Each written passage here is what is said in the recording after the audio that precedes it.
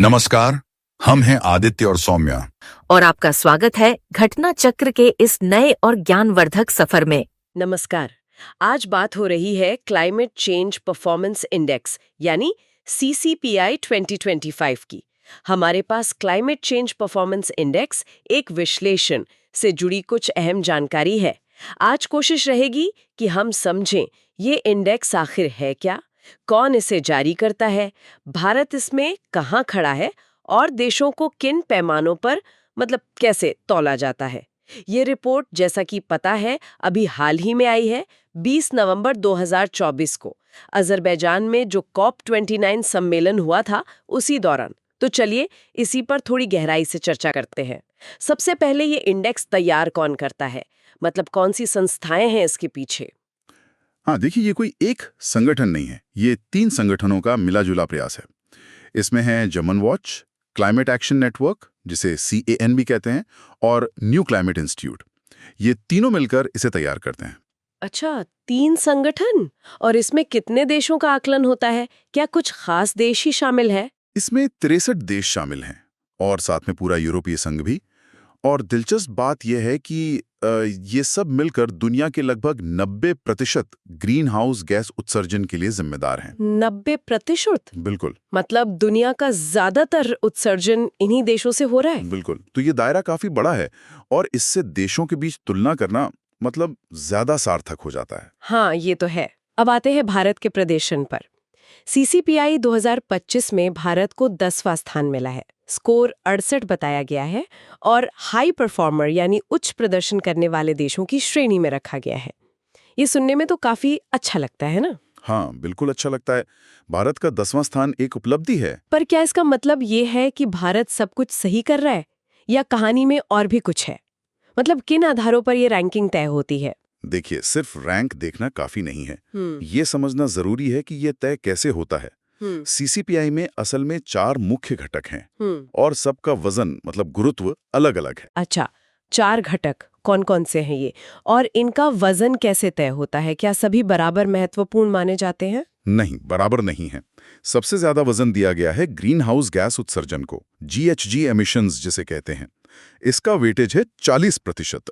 40% यानी सबसे ज्यादा फोकस इसी पर है। जी हाँ, और इसमें सिर्फ कुल उत्सर्जन ही नहीं देखते, बल्कि प्रति व्यक्ति उत्सर्जन कितना है, उत्सर्जन का ट्रेंड क्या है, बढ़ रहा है या घट रहा है, और देशों ने खुद अपने लिए क्या लक्ष्य तय किए हैं, ये सब देखा जाता है। अच्छा, और बाकी 3 घटक कौन से हैं, उनका वजन कितना है? बाकी तीनों का वजन बराबर है, 20%।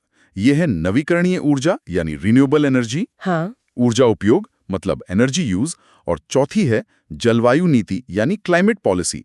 तो इन तीनों का 20-20% वेटेज है। तो 40% उत्सर्जन पर और बाकी 60% इन 3 पर, नवीकरणीय ऊर्जा, ऊर्जा उपयोग और नीति। सही। तो ये साफ है कि उत्सर्जन कम करना इस इंडेक्स के लिए सबसे अहम पैमाना है। ये तो जलवायु परिवर्तन का मुख्य कारण है ही, ये सीधे जुड़ा है उससे। बिल्कुल सही कहा। ये सीधे तौर पर दिखाता है कि देश जलवायु परिवर्तन के मूल कारण यानी उत्सर्जन को नियंत्रित करने में कितने सफल हो रहे हैं। इस रिपोर्ट में एक और बात है जो थोड़ी चौंकाने वाली लगी।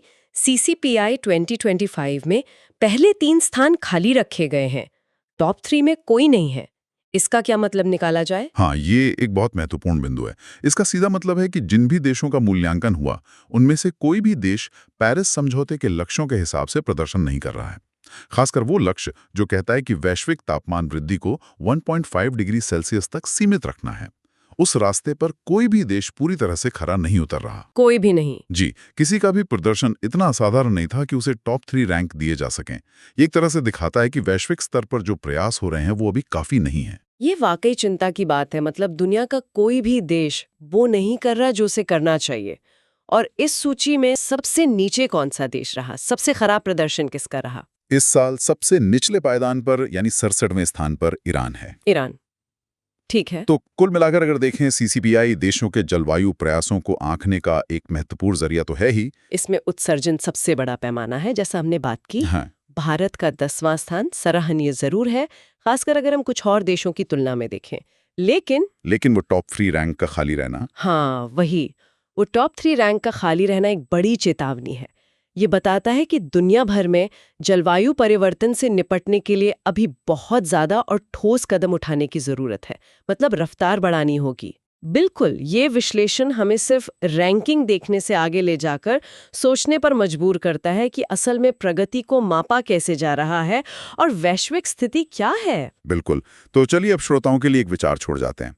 जब हम ये जानते हैं कि कोई भी देश जलवायु लक्ष्यों पर पूरी तरह खरा नहीं उतर रहा है, तो भविष्य में ऐसी कौन सी नई नीतियां या बदलाव लाए जा सकते हैं, चाहे वो व्यक्तिगत स्तर पर हो या राष्ट्रीय स्तर पर, जिनसे वाकई में प्रभावी और तेज प्रगति सुनिश्चित हो सके? इस पर सोचने की जरूरत है।